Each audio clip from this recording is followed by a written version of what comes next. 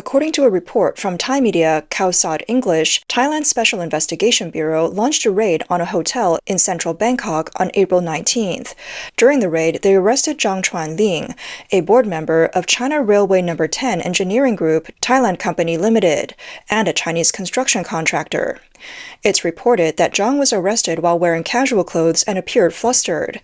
He demanded to wait for a translator and lawyer before cooperating with the investigation. The Thai Criminal Court also approved the arrest of 3 Thai board members of the Thai branch of China Railway No. 10 Engineering Group and issued arrest warrants for them. Authorities claim that this Chinese company violated Thailand's Foreign Business Act by operating through nominal shareholders in Thailand and allegedly colluding in bidding for construction contracts. The incident started on March 28th when a strong earthquake in Myanmar affected Thailand. A government audit office building under construction in downtown Bangkok suddenly collapsed, burying at least 40 people and causing many others to go missing. According to Khao Sod, the collapse site was like an island chosen by the earthquake, as surrounding buildings had cracks, but none collapsed. Only the building jointly constructed by China Railway No. 10 Engineering Group and the Thai company Italian Thai Development fell down. Initial investigations suggest that substandard steel bars were used in the construction, violating safety standards and raising suspicions that cutting corners contributed to the building's inability to withstand the earthquake. Zhang Chuanling's true identity and the company's structure have raised further concerns. Police discovered that while the Thai branch of China Railway was officially 51% owned by Thais and 49% by Chinese, the actual investment of 2 billion baht was controlled by Zhang. The Thai shareholders are suspected of being nominal owners. This arrangement seriously violated Thailand's Foreign Business Act and constituted fraud and illegal operation. The China Railway website's 2020 data shows that Zhang Chuanling became the general manager of China Railway No. 10 Engineering Group's Thailand branch when it was established in September 2018. He later became the first general manager of China Railway No. 10 Engineering Group's Asia-Pacific division. Before this, Zhang had worked on construction projects in Kenya, and was also awarded the first Overseas Outstanding Contribution Award by China Railway. After the collapse of the audit office building, the contractor, China Railway No. 10, became the target of widespread criticism, and China's Tofu-Dreg projects became an international talking point. In the chaos following the earthquake, 4 Chinese men, including the project manager, entered the collapsed building and stole 32 documents.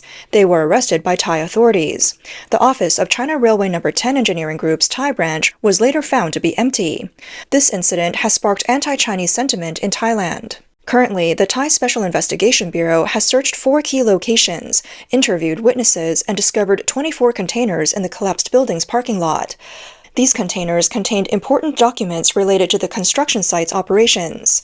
Thai public opinion is questioning whether China has brought its domestic unwritten rules and corruption practices overseas, continuing to profit through false ownership, substandard materials, and low-cost subcontracting.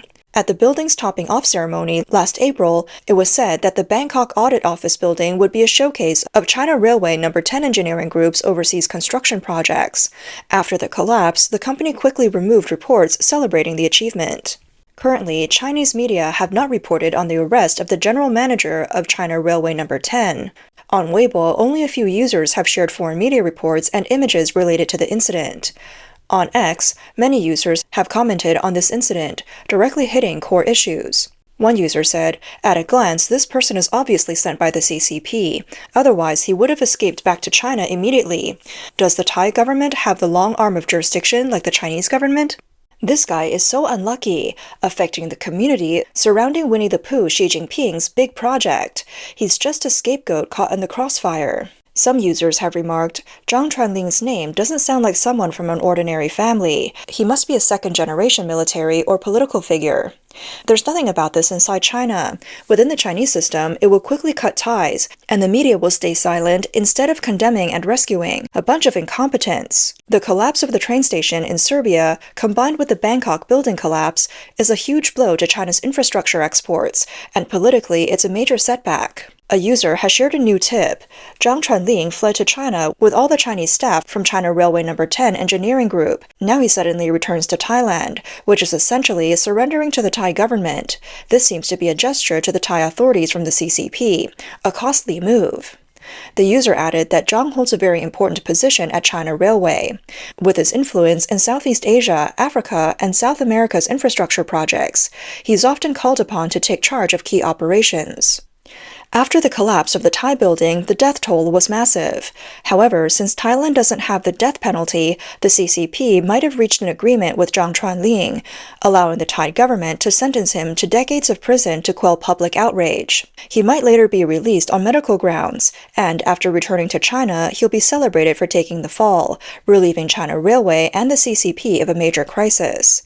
The tipster stated that Thailand is clearly familiar with the CCP's tactics. Currently, both the government and public in Thailand deeply despise China. State-owned enterprises involved in re-export trade and source washing from China are all being targeted for sudden inspections ordered by Thailand's high authorities. These businesses include those dealing with tires, hardware parts, auto parts, and medical equipment. Almost all of them have been checked.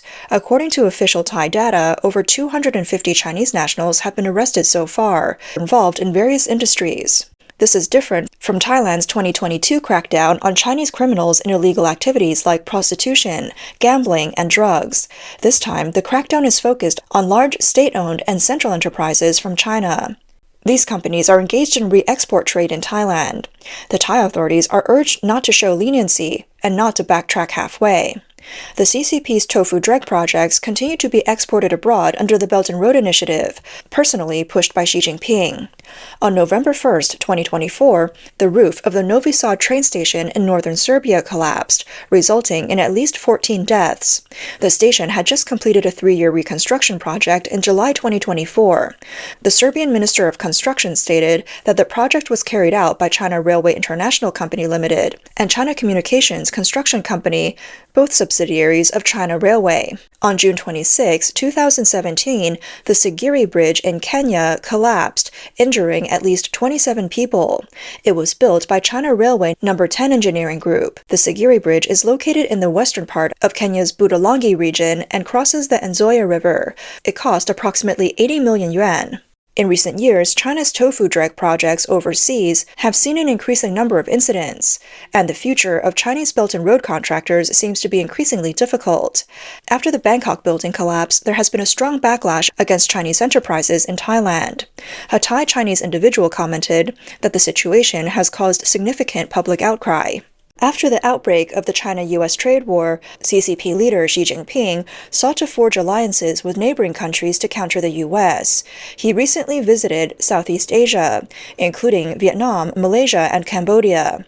However, due to the anti-communist sentiments sparked by the building collapse, he deliberately skipped Thailand, which was seen as a significant diplomatic setback. Economists have pointed out that in 2024, China's exports to ASEAN exceeded $650 billion, with a trade surplus of $227.5 billion. Exports to Vietnam were $162 billion, with a trade surplus of $103 billion. Exports to Thailand were $90 billion, with a trade surplus of $45 billion. Exports to Indonesia were $70 billion, with a trade surplus of $10 billion. Exports to Malaysia were $58 billion, with a trade deficit of $7 billion. Exports to Cambodia were $13.5 billion, with a trade surplus of $12 billion. Countries like Vietnam, Thailand, Indonesia, Malaysia, and Cambodia mainly export products to the U.S., which imported $3.3 trillion in goods last year, including auto parts, electronics, pharmaceuticals, and food.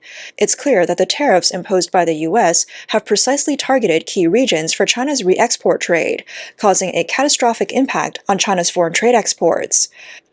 Xi Jinping's urgent meeting and his quick visits to Southeast Asia were aimed at gathering support from ASEAN countries to stand with China in the face of the tariff challenge. Some online users noted that Xi Jinping's decision not to visit Thailand was wise, as it could have sparked further controversy. During his visits to the other 3 countries, his performance was marked by embarrassing missteps and failures. On April 19th, 2 Japanese Maritime Self-Defense Force minesweepers docked at Cambodia's Ream Naval Base, marking the first visit of foreign naval vessels since the base completed its expansion funded by China. The day before the Japanese warships arrived, Xi Jinping had just concluded his two-day state visit to Cambodia. In recent years, China and Cambodia have grown increasingly close in political, economic, and military relations, and they're widely seen as ironclad allies. Though the Cambodian government emphasized that military ships from all friendly countries could dock at their ports as long as they meet certain conditions, the U.S. remains concerned that the base could potentially become a Chinese military outpost in the Gulf of Thailand. Cambodia's decision to host Japanese warships at a port built with Chinese investment right after Xi's departure seems to be a carefully crafted political gesture to alleviate U.S. concerns. For Xi Jinping, this was a significant diplomatic embarrassment. Meanwhile, after Xi's visit to Vietnam, Vietnamese Prime Minister Pham Minh Chinh quickly changed his stance, publicly stating that Vietnam shares a unique bond with the U.S., a relationship different from Vietnam's relationships with other countries. Chinese state media reported that China and Vietnam signed 45 cooperation agreements covering various sectors, including artificial intelligence, railways, and agricultural products.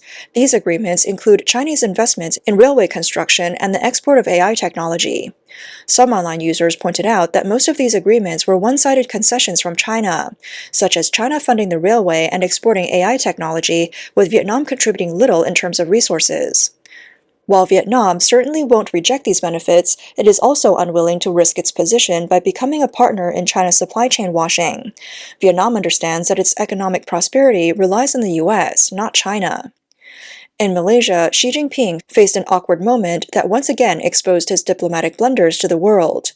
On April 16, 2025, Xi Jinping visited the Malaysian National Palace to meet with the country's king, Sultan Ibrahim. The atmosphere was supposed to be solemn, but details caught on camera revealed an awkward situation. Exclusive footage aired by China's CCTV showed Xi continuously reading from a small notebook, while the Malaysian king repeatedly glanced sideways at him, appearing uncomfortable and confused. The moment quickly went viral on social media, and independent media personality Tsai Ing-kun commented on X, "Xi Jinping, in front of Malaysia's king, is still reading from a script? Can't he say a few simple diplomatic words off the cuff? The king's expression of seeing through everything is simply classic." A YouTuber revealed that Xi originally planned to visit Myanmar as part of his Southeast Asia tour, but encountered another awkward situation, leading to the cancellation of the trip. After returning to China, Xi immediately gave Myanmar 1 billion RMB in aid. The vlogger explained that after the earthquake, Myanmar's situation became even more chaotic. China sent several convoys of aid, but almost all of it was seized by local guerrillas and anti-government forces. Instead of keeping the goods for themselves or selling them for money, luxury goods, or weapons, these groups distributed everything to the disaster victims. Their attitude is that the CCP has no right to assist in disaster relief. When the CCP convoy arrived, they decided to keep the supplies for themselves and handle the rescue efforts.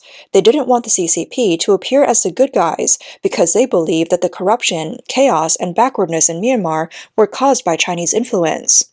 The current government is seen as having colluded with the CCP, leading to this situation. As a result, the image and position of these guerrilla forces have risen among the people. The disaster victims felt that there was nothing left, and thus joined the guerrillas to fight against the Myanmar government. One blogger pointed out that not only does the CCP leadership not dare to go to Myanmar now, but even the Chinese Red Cross can't intervene in disaster reliefs anymore. If any militia or anti-government group spots them, they'll immediately point guns at their feet and tell them to get lost. Although they haven't completely turned against China and resorted to violence, this method of intimidation has been used to warn the Red Cross organizations sent by China. The message is clear: leave, we'll take care of the rescue ourselves. The blogger added that the Myanmar government did not refuse Xi Jinping's visit, but they told China, if you want to come, you need to figure out the security yourselves. We cannot guarantee your absolute safety. The blogger suggests this is the real reason why Xi Jinping didn't visit Myanmar. Just after the Thai police arrested Zhang Chuanling, more shocking news came out, further damaging the image of the CCP leader. According to independent commentator Tsai Ing-kun, Singapore's former Prime Minister, Lee Hsien Loong's wife, Ho Ching, recently reposted an article on Facebook, which criticized Xi Jinping's leadership over the past 12 years. The article said he has always acted like a mafia boss. Now, however, he expects Southeast Asian countries affected by the Tariff war to treat him as a friend and a partner. The article described his charm offensive as laughable. Tsai wondered whether Ho Ching shared this post by mistake or intentionally, considering Temasek Holdings has significant investments in China. He asked, is she not afraid of retaliation from the CCP for such a blatant attack on Xi Jinping, or does she have inside information that Xi will soon be held accountable for his failed foreign diplomacy? Temasek Holdings, founded in 1974, is one of the most prominent yet mysterious government-owned companies in Singapore. As a private company exempt from disclosure rules, it has long been a subject of speculation. Temasek controls many of Singapore's largest and most profitable companies, including Singapore Telecom, Singapore Airlines, DBS Bank, Singapore Metro, Singapore Port Authority, Singapore Power, Keppel Group, and Raffles Hotel. Some foreign media have estimated that Temasek's holdings account for 47% of the total market value of Singapore's stock market, effectively dominating the country's economic lifeline.